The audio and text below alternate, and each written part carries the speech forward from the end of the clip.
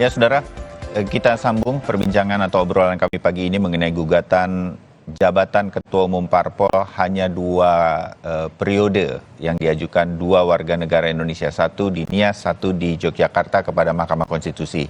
Masih ada Bang Andreas Hugo Pereira, saya menyebutnya satu-satunya perwakilan partai politik nih dari PD Perjuangan, Kang Ujang Komarudin, pengamat politik, dan juga Mbak Bivitri Susanti, pakar hukum tata negara. Bang Andreas, berkaitan dengan apa yang disampaikan Kang Ujang,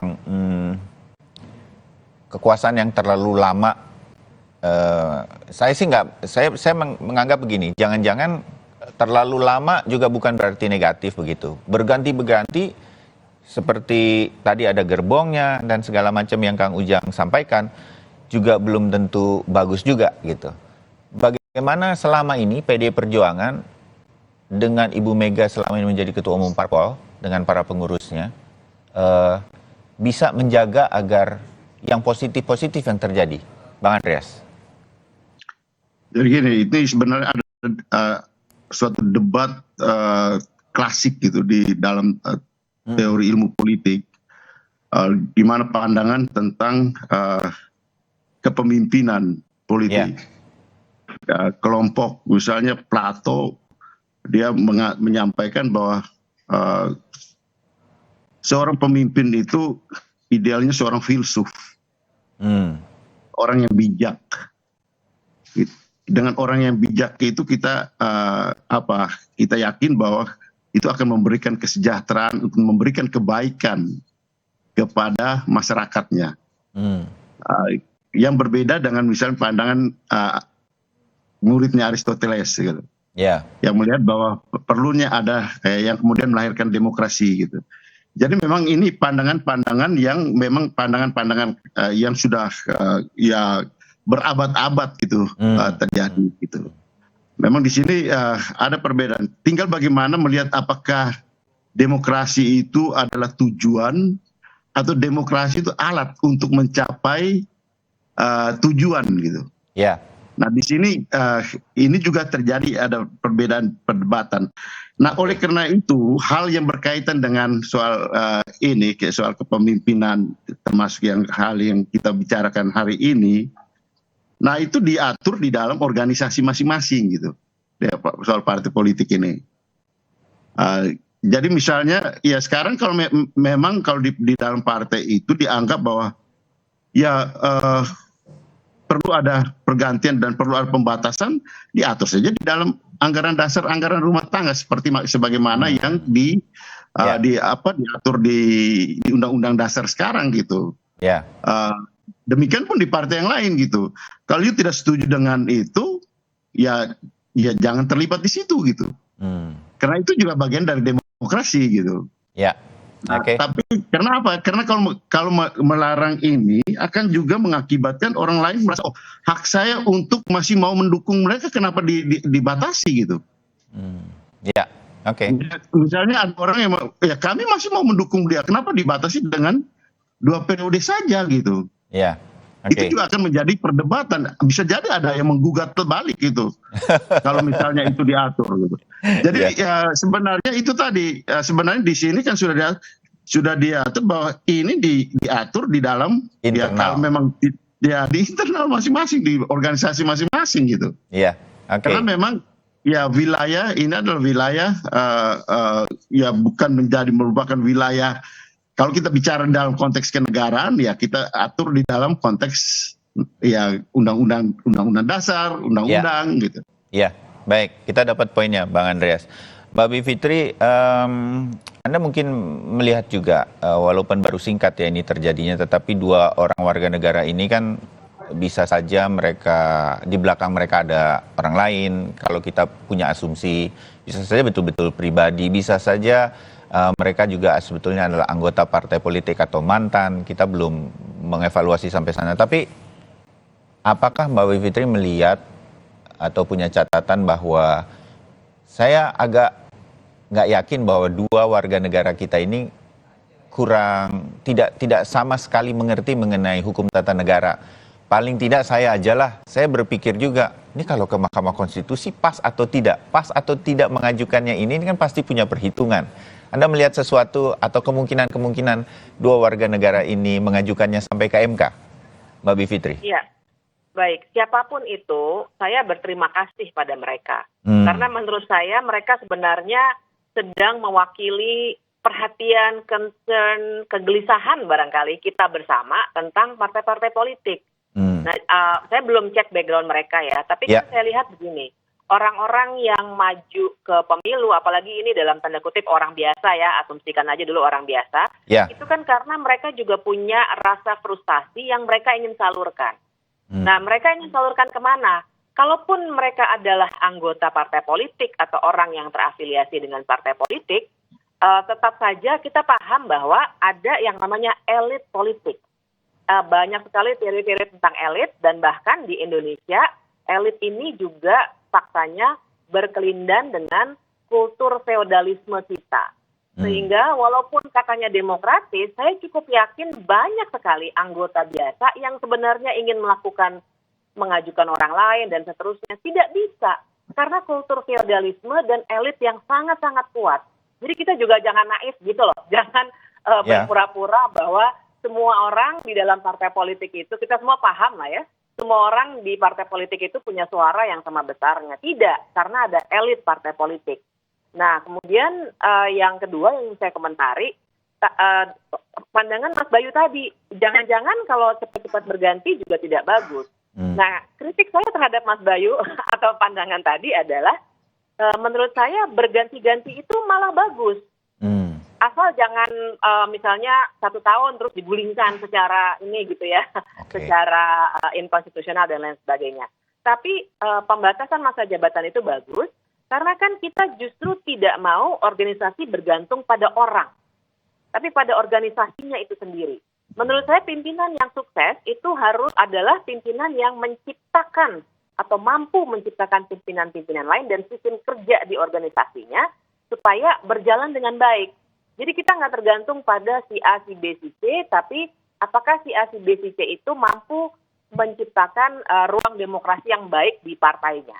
Nah, jadi kalau dalam konteks dua orang ini, memang ada tuh teori yang namanya crafting demokrasi. Jadi di banyak negara, demokrasi itu memang dipaksakan untuk menjadi baik, karena kalau hanya bergantung pada politisi di DPR untuk mengubah undang-undang, maka memang demokrasi itu tidak akan terbentuk dengan baik. Makanya dibilangnya crafting, kayak kerajinan tangan begitu ya. Nah, jadi saya pernah tuh membantu menerjemahkan undang-undang partai politik Jerman ke Indonesia, karena tujuannya waktu itu untuk membentuk supaya partai politik juga bagus. Kalau di beberapa negara seperti di Jerman dengan mode crafting demokrasi itu, mereka bikin ketat. Partai politik itu harus demokratis dengan misalnya munasnya harus seperti ini, one person one vote, harus ada program dan lain sebagainya. Lengkap sekali. Kalau di kita, undang-undang partai politik itu kan memang sangat-sangat minim. Dan kita harus paham konteksnya bahwa momentum untuk mengubah banyak persoalan di level undang-undang itu kita sudah lewat 20 tahun yang lalu. Sehingga kalau sekarang kita berharap ada sesuatu yang mau memperbaiki partai politik yang, mohon maaf ya Pak Andreas, tapi kan kita paham ya banyak sekali catatan untuk partai politik ini. Kita mau ubah, meminta politisi di DPR, ya nggak bisa, karena benturan kepentingan. Semua politisi di DPR kan anggota partai politik.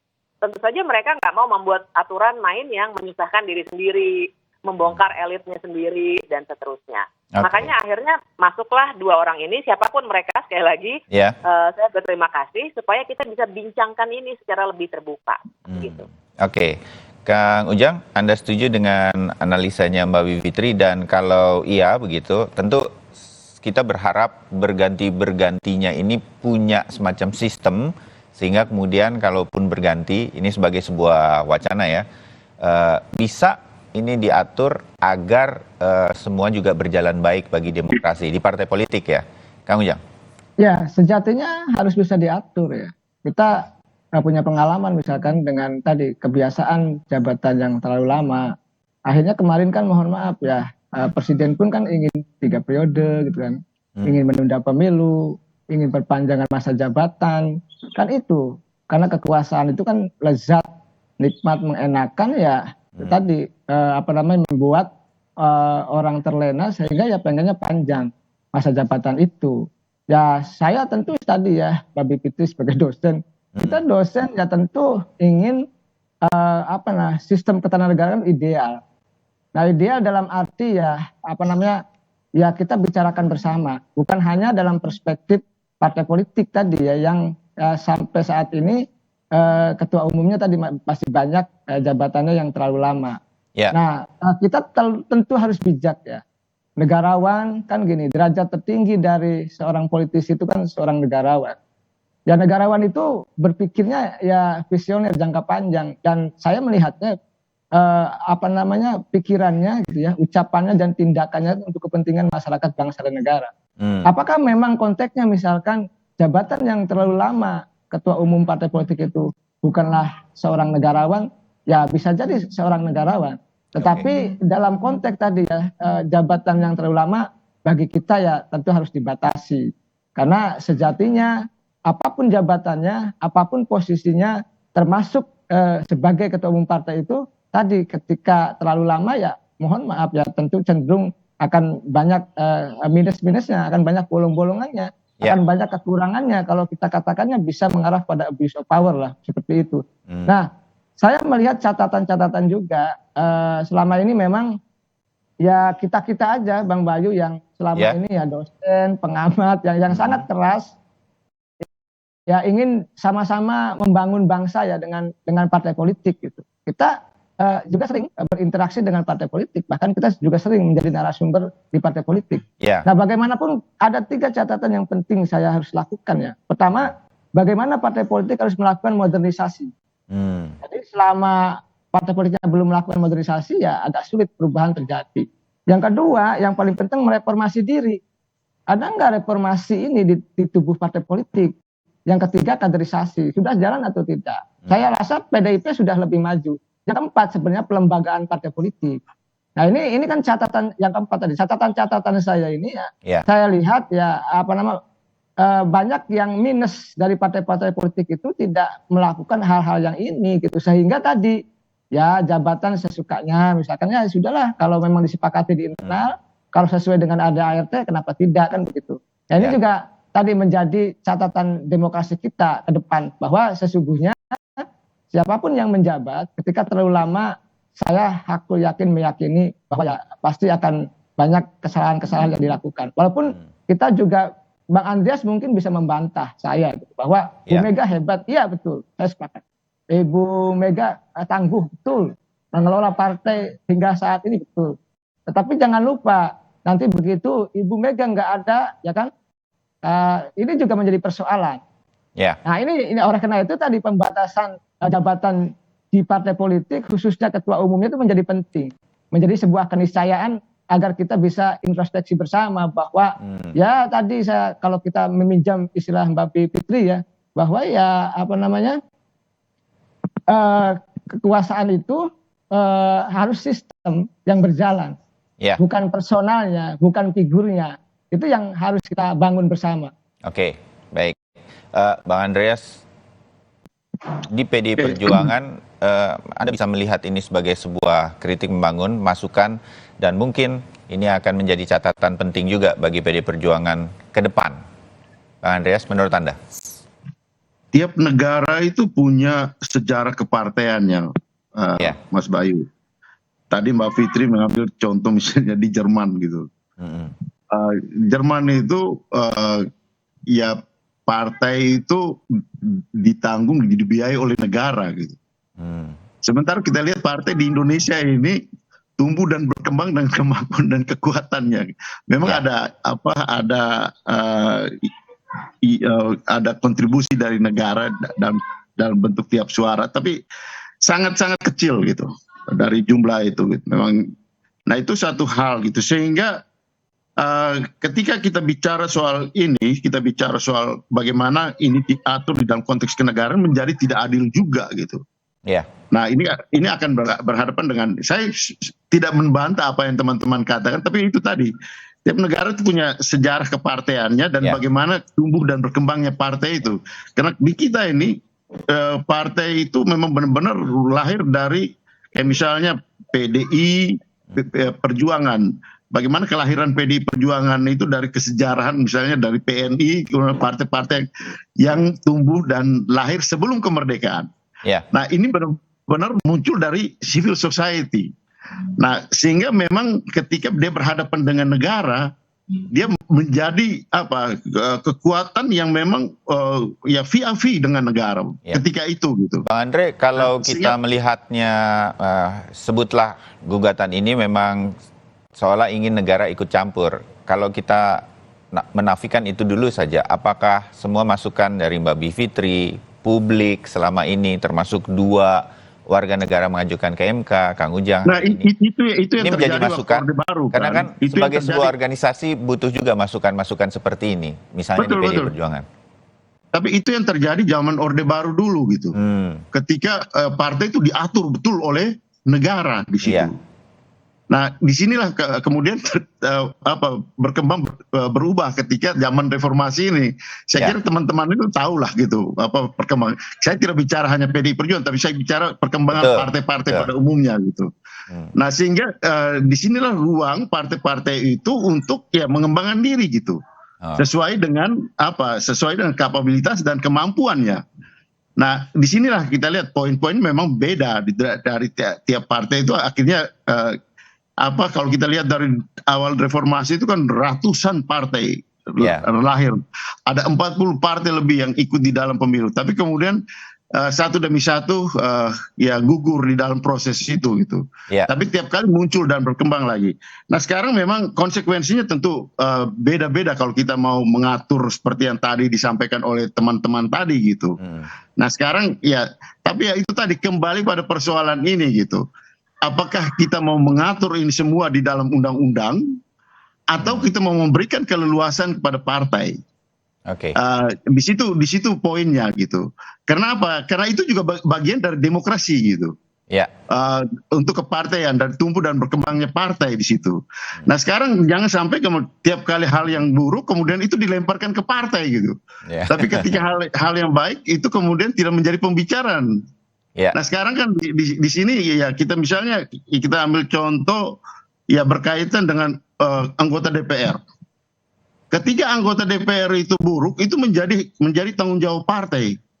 Tapi ketika anggota DPR itu baik itu tidak menjadi pembicaraan. Sementara proses rekrutmen politik itu dan pemilihan itu aspek kerakyatan yang lebih dominan gitu dibandingkan daripada dengan sistem proporsional terbuka kemarin gitu. Jadi menjadi hal yang tidak berimbang antara tanggung jawab yang diberikan kepada partai. Karena partai juga harus berkembang menjadi suatu kekuatan yang pilar yang kuat untuk menopang demokrasi yang kita ingin bangun. Seperti apa demokrasi yang ingin kita bangun ini? Gitu. Baik, Nah, kita ingin membangun suatu demokrasi yang kolektif atau kita ingin membangun suatu demokrasi dengan dasar kekuatan individualisme? Nah, itu problematika yang kita hadapi sekarang gitu.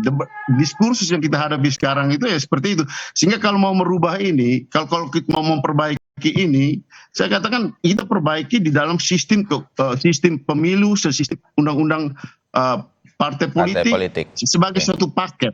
Sehingga dengan demikian membangun demokrasi dengan sistem pemilu dan sistem partai politik ini menjadi suatu paket yang sinkron satu sama lain gitu. Kalau kita bicara parsial demi parsial nanti kemudian kita potong satu persatu akhirnya menjadi berantakan dengan sistem demokrasi yang mau kita bangunin. Kita juga dapat poinnya. Waktu tinggal sedikit, saya mau ke Mbak Bivitri sedikit. Kita nggak mau kembali ke Orde Baru di mana negara begitu mengatur partai politik. Sekarang sebetulnya sudah lebih baik partai politiknya, tapi partai politik punya cara masing-masing. Nah, bagaimana supaya ini sejalan? Kita bisa berharap pada sebuah, tadi Bang Andre bilang, Mbak Bivitri, komprehensif, ada sebuah pembicaraan sehingga semua diatur dengan baik untuk demokrasi, termasuk bagaimana parpol mengatur sistemnya bagi demokrasi secara internal. Mbak Bivitri. Ya, Iya, idealnya sih saya setuju ya. Tapi kan seperti yang saya katakan, kita sebenarnya sudah kehilangan momentum itu. Pada saat ini, kalau kita mau berharap kita punya bikin grand design seperti pada awal-awal reformasi tahun 2000-an awal, saya kira kita sudah tidak punya lagi momentum itu. Karena sekarang banyak sekali yang sudah mendapatkan keuntungan dan kenyamanan sehingga tidak mau diubah-ubah lagi. Masalahnya di situ. Yang kita harus ingat terakhir Mas Bayu, saya ingin menekankan bahwa partai politik itu memang beda dengan organisasi biasa. Dia punya sumbangan penting bagi demokrasi. Itu sebabnya kenapa dia masuk wilayah crafting demokrasi itu. Jadi tujuannya bukan untuk micromanaging, tapi bagaimana supaya partai politik menjalankan fungsi-fungsi kaderisasi, pendidikan politik, rekrutmen ya, untuk menjadi caleg aja kan yang menentukan partai politik, walaupun kita pakai sistem proporsional terbuka. Jadi karena itulah perlu ada pengaturan yang baik karena dia menyumbang pada semua kebijakan di negara ini, bahkan semua komisioner, semua gubernur BI, Kapolri, kan semuanya pada akhirnya dikonfirmasi oleh DPR yang adalah partai politik. Jadi kita juga melihatnya proporsional secara itu, secara proporsional untuk melihat bahwa partai politik punya andil yang sangat besar bagi demokrasi kita. Baik, mudah-mudahan gugatan ini menjadi wacana untuk kita bicarakan seperti pagi ini. Ada Mbak Bivitri, ada Kang Ujang dari masing-masing ilmu, dan juga ada partai politik sebagai sebuah masukan yang baik bagi demokrasi ke depan. Dan mungkin pagi ini menjadi harapan bahwa akan ada pembicaraan mengenai hal ini untuk partai politik yang lebih baik di Indonesia yang sekarang sudah menuju ke arah sana. Terima kasih Bang Andri, waktunya pagi hari ini. Mbak Bivitri, Kang Ujang, kita ketemu lagi di diskusi yang lain. Selamat pagi, salam sehat. Selamat pagi. Salam sehat. Terima kasih Kang Ujang, Mas Bayu. Ya, itu tadi pembicaraan kami, saudara. Sekarang kami masih akan melanjutkan Sapa Indonesia Pagi, tetapi jeda dulu. Dan sebentar lagi Valentina Sitorus akan menghadirkan beragam informasi lainnya untuk Anda. Di antaranya ada polisi yang menangkap pelaku pengubur 4 kerangka bayi di pekarangan warga di Banyumas, Jawa Tengah. Bayi-bayi yang dikubur merupakan hasil hubungan gelap pelaku dengan putri kandungnya sendiri. Tetap bersama kami.